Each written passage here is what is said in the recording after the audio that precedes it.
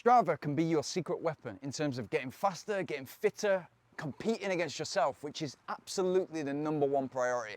For me, it's always been about beating myself, whether that was yesterday, last month, last year, doesn't matter. If you can keep on getting better, then you're winning. What I would do is get a segment like this. This is a little staircase, very, very easy to run on, spans about 150 to 200 meters.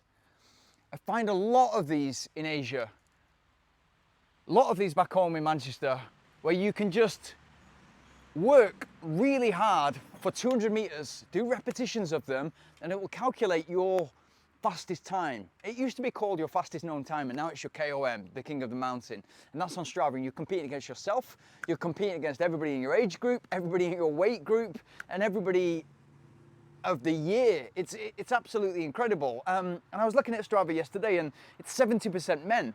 So obviously that competitive nature of Strava, men are naturally more competitive than women. Overall, and maybe that's why there's not as many women on Strava as there is men.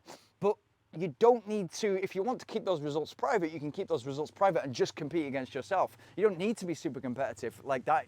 But I would say that it's you against you. So if you're trying to get into the top 10, you're trying to get into the top 1,000, the top 100, it doesn't matter. What matters is that you're improving so that you're constantly getting better by day, by week, by month, by year, and so that you in a year is much better than you today. And it's that 1% thing. If you can get 1% better every week, you in a year is going to be vastly, vastly better. And I think if you get something like this, let's say this was a 200-meter hill at 6%, and you're getting faster and you can see the seconds coming off, it's a nice little kind of thing to return to on every couple of weeks to see how fast you're getting. And then you can add things in like longer hills, longer sprints, short, fast sprints, and different things that will help you get better on this segment. So you don't need a big race to be working towards. It can just be something as simple as this 200-meter segment, which you can do whenever you want to go to it, as close to your home as possible. But if it can be out in the nature like this, even better, because it gets you into nature, it nourishes the soul, and it makes you feel energized. It makes you feel as if you want to work hard. So super, super important. And you know, off the back of things like this, like KOMs in Chiang Mai, Doi Satep, which is 11 kilometers at 6%.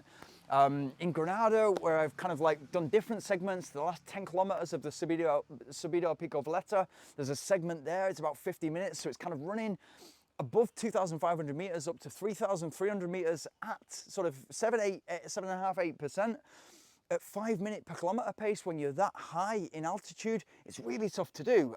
But you can go there, you can drive up the mountain and do that as often as you want. And it's a really good indicator of where your fitness is right now. But it can be as simple as this, 200 meters. It's gonna take you 30 seconds, no more, to run up this 200 meters. And then you're 32 seconds, 28 seconds. And then you know where you are. And then it gives you confidence, it builds confidence. It builds confidence so that you can maybe stop competing just against yourself, start competing against other people, and it gives you confidence in order to go and do the race that you're trying to do, or the event that you're working towards, because you know where you are fitness-wise, you have confidence in your own ability.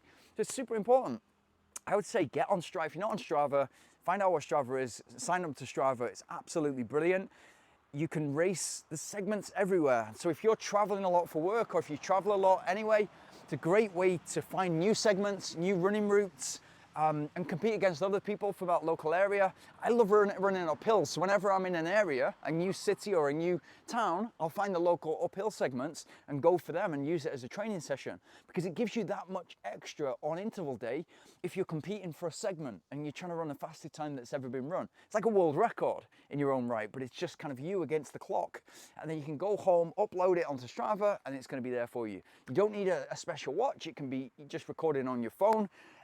Exactly the same, obviously, cycling, swimming, triathlon, whatever it is you're training towards, you can find something, and Strava will give you that. And it will also give you the opportunity to join different groups and be part of communities. And maybe it's, you know, people who are training towards a half marathon, or people who are training towards London Marathon, and you can get to know who's around about your pace before you get there. And then there's many cases where friends of mine have got to know who's kind of going for a certain time at the London Marathon. They'll meet up with those people online, and then they'll meet up in person before the London Marathon, run together and help each other achieve what they're setting out to do. It's brilliant. It's for me, Strava is up there with the greatest initiatives in running. You know, to get people online and to get them out there running is absolutely fantastic.